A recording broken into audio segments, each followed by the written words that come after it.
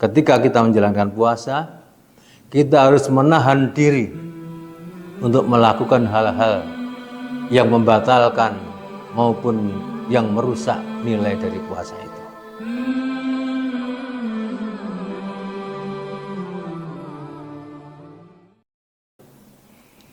Assalamualaikum warahmatullahi wabarakatuh. Ma'asyiral muslimin, pemirsa Tabligh TV yang dirahmati Allah Subhanahu wa taala. Setiap manusia diciptakan oleh Allah dilengkapi dengan akal dan jiwa. Kemudian Allah memberikan kepada kita pilihan dalam kehidupan ini. Memilih fujur atau memilih takwa, memilih menyucikan jiwa atau memilih mengotori jiwanya. Jadi manusia diberi kebebasan untuk memilih semuanya itu. Di dalam Al-Quran Allah berfirman, A'udzubillahi minasyaitonirrajim, wa nafsu wa ma sawwaha fa'alhamaha fujuraha wa taqwaha. Qad aflaha man zakkaha wa qad khaba man dassaha. Dan jiwa serta penyempurnaannya atau ciptaannya, maka Allah mengilhamkan kepada jiwa itu jalan kefasikan dan jalan ketakwaan. Sesungguhnya beruntunglah orang-orang yang menyucikan jiwanya itu, dan sungguhnya merugilah orang-orang yang mengotori jiwanya itu. Al-Quran surat Asy-Syams ayat 7-10. Ma'asyiral muslimin rahimakumullah, ada orang yang senantiasa ingin menyucikan jiwanya, sehingga mereka selalu mengerjakan ketaatan kepada Allah dan mengerjakan kebaikan. Mereka itulah orang-orang yang telah menyucikan diri mereka sendiri. Ada pula orang yang mengotori jiwanya dengan dosa dan kemaksiatan serta keburukan-keburukan yang dikerjakannya. Dia telantarkan dirinya dengan memperturutkan semua hasrat dan hawa nafsunya. Allah berfirman, wa amma man tagha wa asarul hayatad dunya. Adapun orang yang melampaui batas dan lebih mengutamakan kehidupan dunia, fa innal jahima hiyal ma'wa, maka sungguh nerakalah tempat tinggalnya. Surat An-Nazi'at ayat 38 dan 39. Bagi orang-orang yang demikian itu tempatnya kembali adalah neraka, seburuk-buruk tempat tinggal.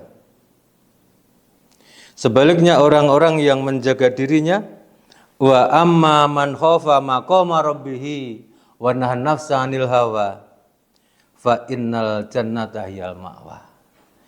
Dan adapun orang-orang yang takut kepada kebesaran Tuhannya dan menahan diri dari keinginan hawa nafsunya, maka sungguh surgalah tempat tinggalnya.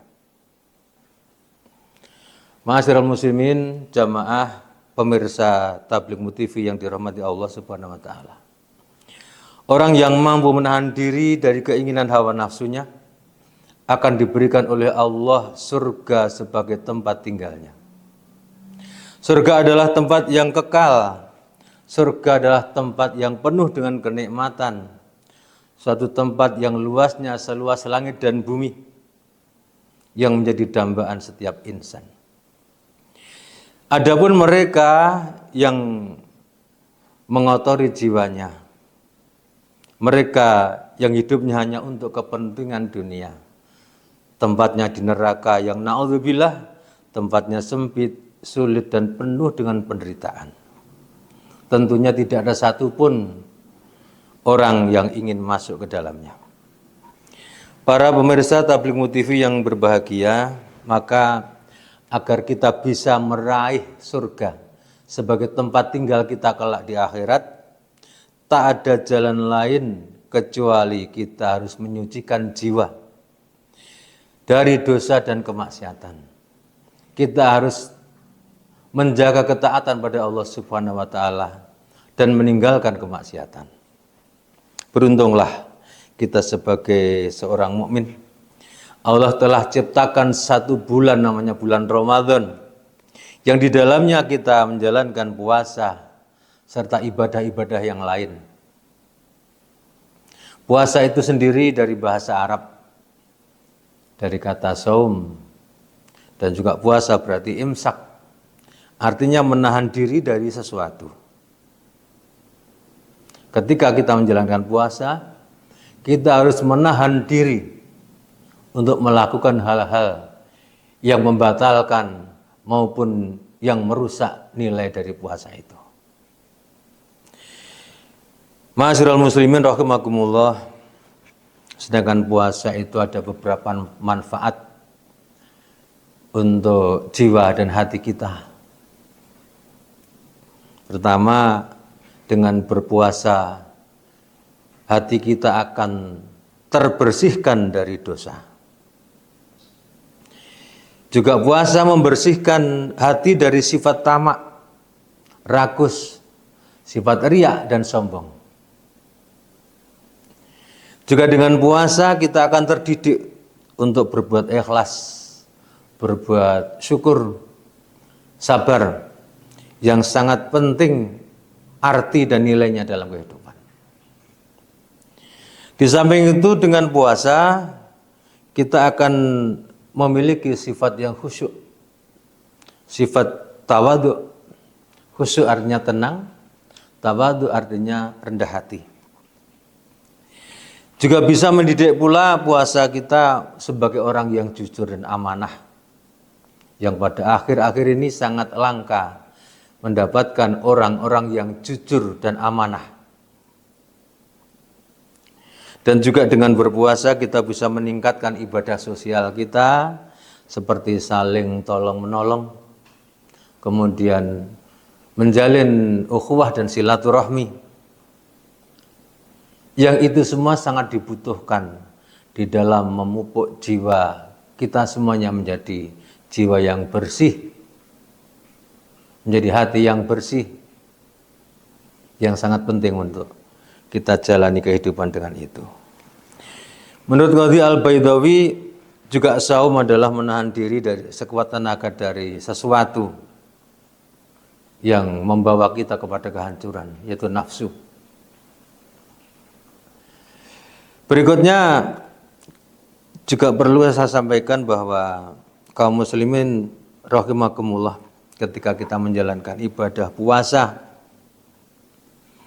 ini, agar puasa kita betul-betul bisa membawa kesucian jiwa kita.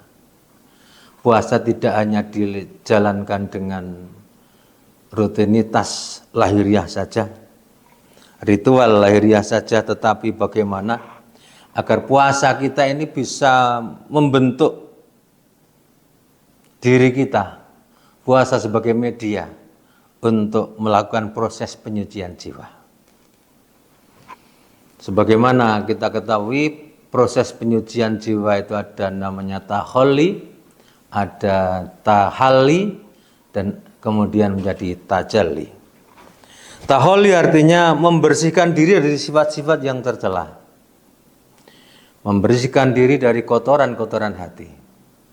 Kemudian tahalli, mengisi batin atau jiwa kita dengan sifat-sifat yang terpuji.